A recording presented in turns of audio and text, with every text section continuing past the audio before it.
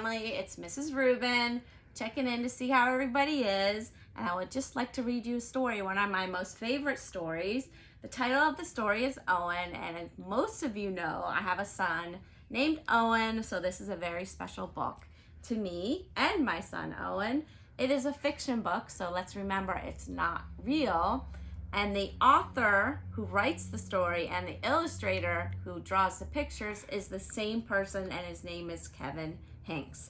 This is a story about a little mouse who's very attached to his little Fuzzy, and you'll see what the Fuzzy is, and he likes to take it everywhere. So come on an adventure with me as we find out what happens to Fuzzy.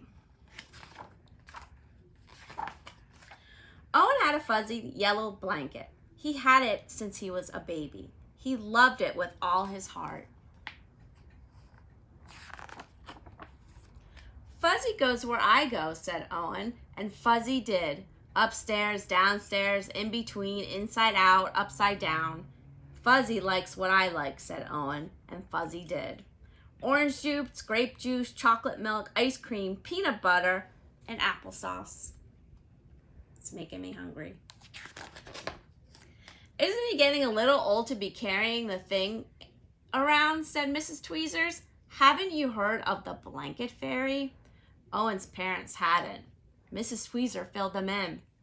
That night, Owen's parents told Owen to put Fuzzy under his pillow. In the morning, Fuzzy would be gone, but the blanket fairy would leave an absolutely wonderful, positively perfect, especially terrific big boy gift in its place. Owen stuffed Fuzzy inside his pajama pants and went to sleep. No blanket fairy, said Owen in the morning. No kidding, said his mother. No wonder, said Owen's father.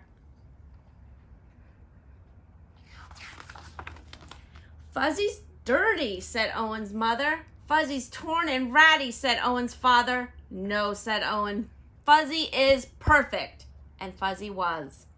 Fuzzy played Captain Plunger with Owen. Fuzzy helped Owen become invisible. And let's remember, when something's invisible, you can't see it.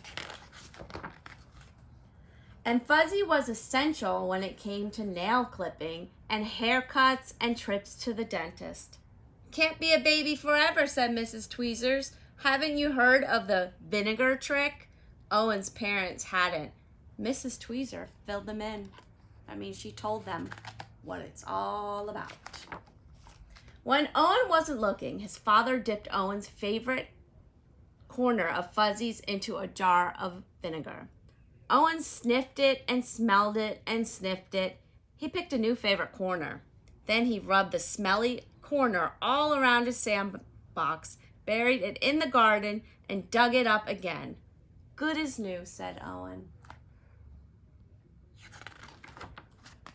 Fuzzy wasn't very fuzzy anymore, but Owen didn't mind. He carried it, he wore it, he dragged it, he sucked it, he hugged it, and he twisted it. What are we gonna do? Asked Owen's mother. School's starting soon, said Owen's father. Can't bring a blanket to school, said Mrs. Tweezers. Haven't you heard of saying no? Owen's parents haven't. Mrs. Tweezer filled them in.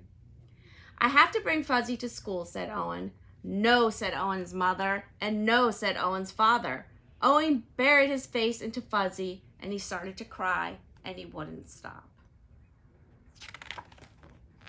Don't worry, said Owen's mother. It'll be all right, said Owen's father, and then suddenly Owen's mother said, I have an idea.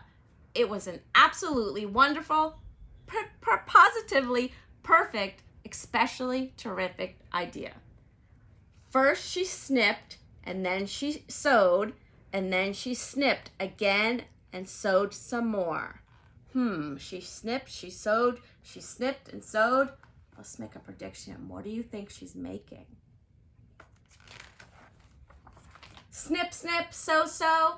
Dry your eyes, wipe your nose. Hooray, hooray! Now Owen carries one of his not-so-funny handkerchiefs with him whenever he goes.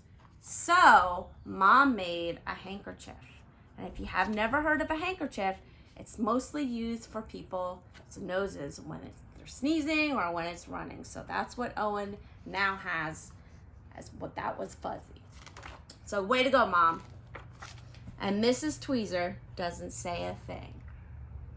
The end. I hope you all enjoyed this book, and I hope you all are reading, especially reading things that interest you.